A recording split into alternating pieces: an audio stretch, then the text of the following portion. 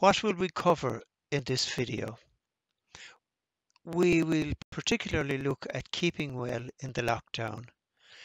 So fáilte to everybody to our second video in this series in the library. The graphic here is of Appletown Wonder, local heritage apple from Appletown near Drumcollogher. We are going to consider the gardener as the guardian of our health, guardian of the soil and of our plants and of the environment. We'll also look at how to grow at different ages, young or senior in years. And we'll particularly look at why bother doing a kitchen garden in the first place. And we finish with some information and sources of information in your local library. So why do a garden? Well, firstly, we will get healthy food. We'll have that food fresh and immediately available. We'll get plenty of exercise, more variety, better taste, flavour.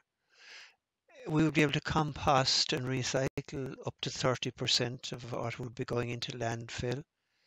And the gardening will take in carbon dioxide, which is better for the environment.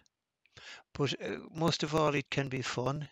We'll build networks with friends and in the community as well. And just by touching the soil, we can earth our own bodies, and that will help our physical as well as our mental health.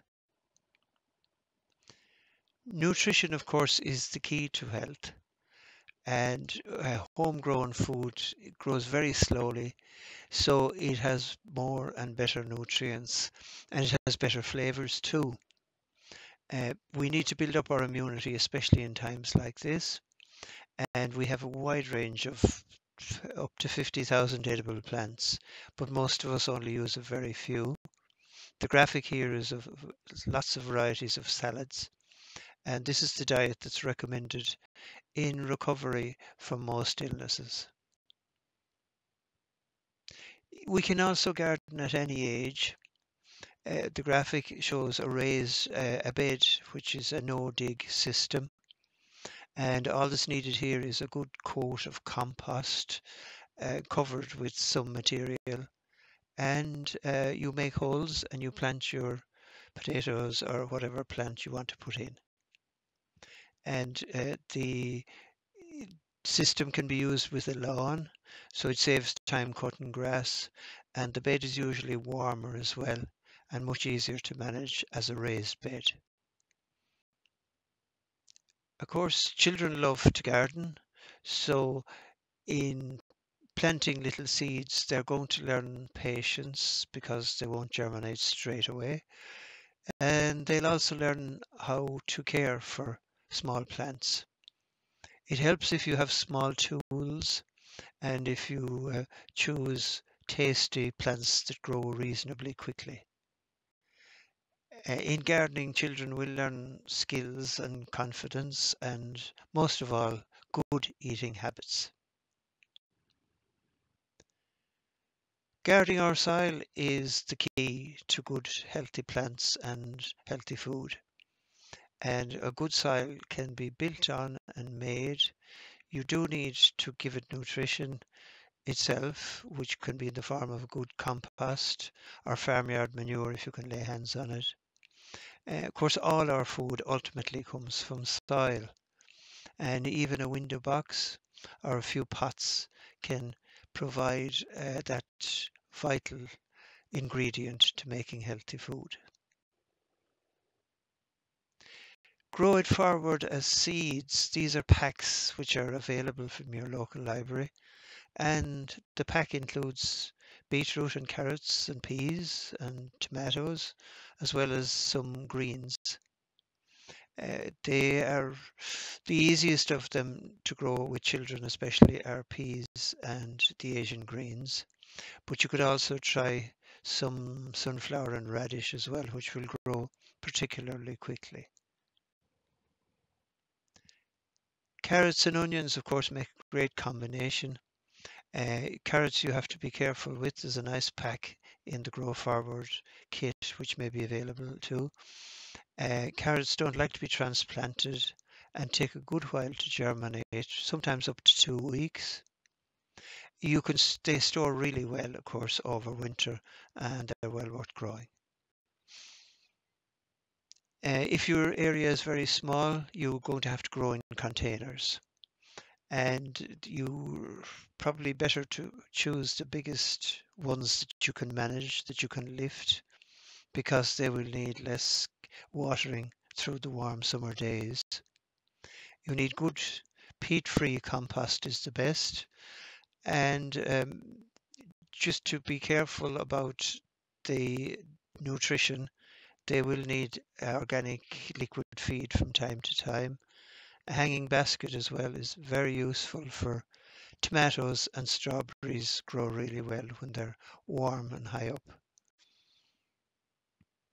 Some star plants are well worth looking at in any garden situation, but especially if you have a small area. Herbs are priceless. The ones shown here are parsley, chives, fennel, mint, lemon balm.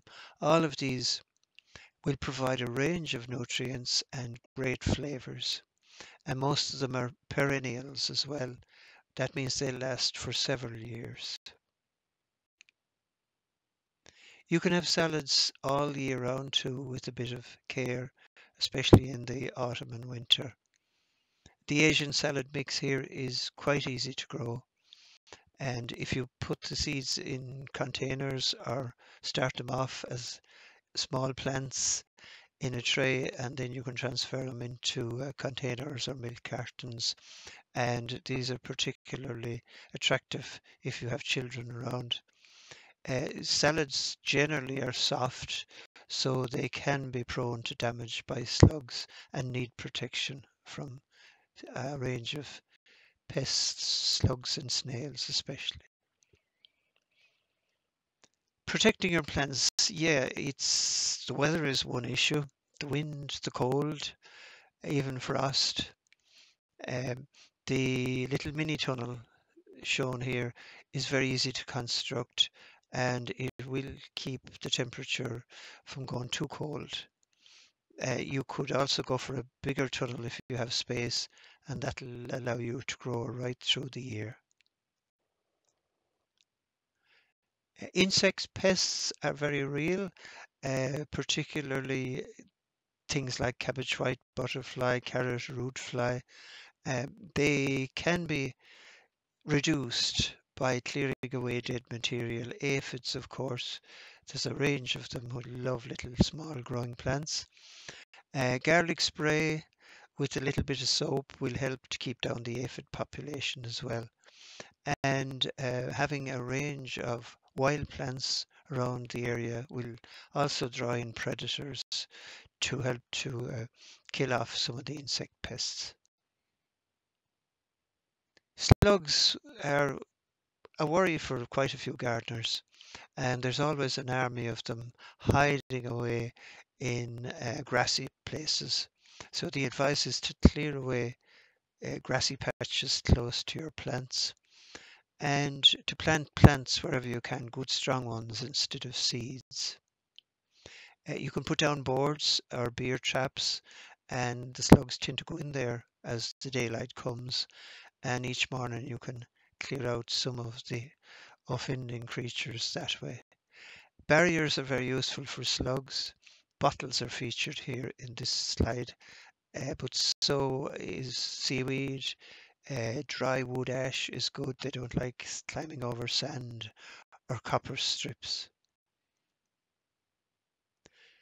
Guarding the environment and wildlife and biodiversity is also a challenge, and you can do this in your garden by just taking care of the soil and allowing your plants to grow, allowing a variety of your plants to grow, leaving wild areas, especially for wildflowers. Dandelions are out very strong this year, which are loved by bees.